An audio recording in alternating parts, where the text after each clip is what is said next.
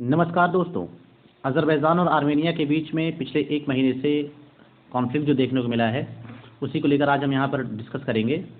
Azerbaijan जहाँ एक और इस्लामिक कंट्री है और उसकी पॉपुलेशन 10 मिलियन के आसपास है और ये आयल निर्यातक देश में इसका नाम भी शुमार है।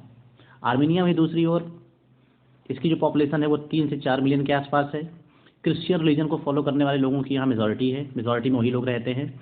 दोनों ही कंट्री 1990 के पहले यूएसएसआर का पार्ट हुआ करती थी और दोनों कंट्री के बीच में एक ऐसा एरिया है जो कि डिस्प्यूटेड एरिया है। वो डिस्प्यूटेड एरिया जो है उसका नाम है नागोर्नो काराबाख रीजन।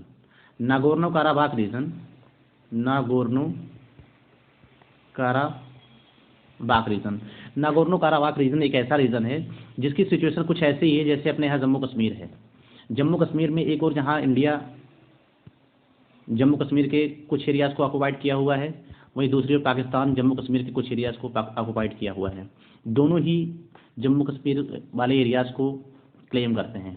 ऐसे ही नागोर्नो काराबाख वाला रीजन है जिसमें एक और कुछ एरियाज़ को आर्मेनिया से क्लेम करता है और आर्मेनिया के कब्ज़े में है, वहीं उसके कुछ एरियाज़ अज़रबैजान के कब्ज़े में हैं।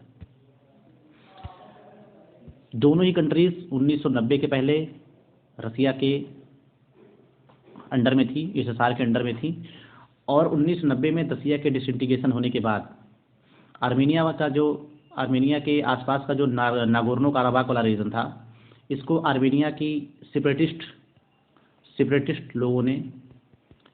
विचारधारा के लोगों ने इस पर कब्जा कर लिया और आर्मेनिया सरकार द्वारा इसको जो है सपोर्ट किया जाता रहा है।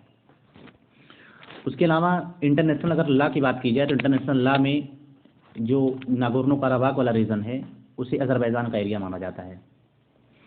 ऐसी एरियाज इन दोनों के बीच में जो डिस्प्यूट्स हैं उनको लेकर फ्रांस, रसिया और यूएसए ने समय समय पर प्रयास किया है, जिसमें रसिया का रोल हमेशा क्रूशियल रहा है।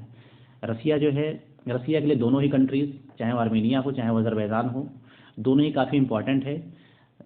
आर्मेनिया में जहाँ रसिया का मिलिट्री बेस पड़ता है, वहीं पे दूसरी ओर अज़रबैजान रसिया के लिए उसके हथियार बेचने का एक बहुत बड़ा कह सकते हैं देश है। रसिया अपने हथियारों को बहुत बड़े लेवल पर अज़रबैजान में बेचता है और उसके अलावा अज़रबैजान जो है वो आयल निर्यातक देश है, आयल को एक्सपोर्ट करता है। हाल के समय में क्या हुआ जो चर्चा में बहुत ज़्यादा रहा है, उसमें ये रहा है कि टर्की ने स्टेटमेंट दिया है कि जो आर्मेनिया है वो गलत है, आर्मेनिया गलत हो और आर्मेनिया को जो है अपने क्लेम को नागोर्नो काराबाख पर वापस ले लेना चाहिए। लेकिन जो ग्लोबल वर्ल्ड है वो ये स्टेटमेंट देखकर ये कह रही है कि क्योंकि टर्की एक इस्लामिक कंट्री है, उसके अलावा अज़रबैजान भी इस्लामिक कंट्री है, इसलिए टर्की जो है अज़रबैजान को कहीं ना कहीं सपोर्ट करने का प्रयास कर रही है। लेकिन एक्चुअल रीज़न कुछ और है। इसमें रिलीजन बहुत बड़ा फैक्टर नहीं है, इसमें जो मेन फैक्टर है वो उसकी जियो पॉलिटिक्स है। जियो पॉलिटिक्स इन दोनों के बीच में बहुत बड़ा फैक्टर है। जियो पॉलिटिक्स से मेरा मतलब ये है कि वहाँ की जो इंटरनल पॉलिटिक्स चल रही है, जैसे कि आर्मेनिया में अभी 2018-17 के पहले वहाँ पर पूरी तरीके से तानाशाही शासन चलता था, डिक्टेटरशिप पूरी तरीके से चरम अवस्था पर थी। वहाँ के लोगों ने पीसफुली तरीके से प्रोटेस्ट किया वहाँ की गवर्नमेंट के खिलाफ, वहाँ की तानाशाही सरकार के खिलाफ, और उन्हें सफलता भी मिली। और जो हाल के वर्षों में जो 2020 का डेमोक्रेसी इंडेक्स आया है, उसमें आर्मेनिया की रैंकिंग में सुधार हुआ है। 86 पोजीशन पर है आर्मेनिया, 167 कंट्रीज़ में 86 पोजीशन पर है आर्मेनिया। वहीं दूसरी ओर अज़रबैजान में अभी भी डिक्टेटरशिप का शासन व्याप्त है। उसके अलावा इसकी जो रैंकिंग है वो 146 के आसपास है लोकतंत्र में। तो इससे तो सीधा सा मतलब है कि आर्मेनिया में अज़रबैजान में अभी की तानाशाही शासन चरम अवस्था पर है। दोनों ही देशों में एक दूसरे के प्रति हेट फीलिंग जनरेट करने के लिए एक दूसरे को सबसे बड़ा दुश्मन मानती हैं। हेट फीलिंग जनरेट करने के लिए हेट कैंपेन जो है चलाई जा रही है दोनों के देशों के बीच में। और यहाँ तक कि एक दूसरे के देशों की जो वहाँ की नेशनल टेक्स्ट हैं, जो बोर्ड के एग्ज़ाम्स होते हैं, उन सब के जो टेक्स्ट हैं, उन सब के टेक्स्ट में इन दोनों देशों को एक दूसरे का बहुत बड़ा दुश्मन बताया जाता है, जिससे कि वहाँ पर नेशनलिज्म की फीलिंग चरम अवस्था पर पहुँच चुकी है।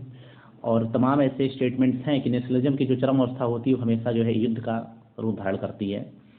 तो ऐसे में हो क्या रहा है कि अभी जो पिछले 4-5 महीने 6 महीने से जो लॉकडाउन या कोविड-19 का जो इम्पैक्ट रहा है वो अज़रबैजान पर बहुत बुरी तरीके से देखने को मिला है, क्योंकि अज़रबैजान एक आयल निर्यातक देश है और इसकी पूरी इकॉनमी जो है वो आयल पर ही डिपेंडेंट है। तो जिसकी वजह से वहाँ पर पूरा सिस्टम जो है वो कोलैप्स होने की कंडीशन में है, जिससे वहाँ पे कहीं न कहीं इंटरनल लेवल पर एनार्की आ चुकी है।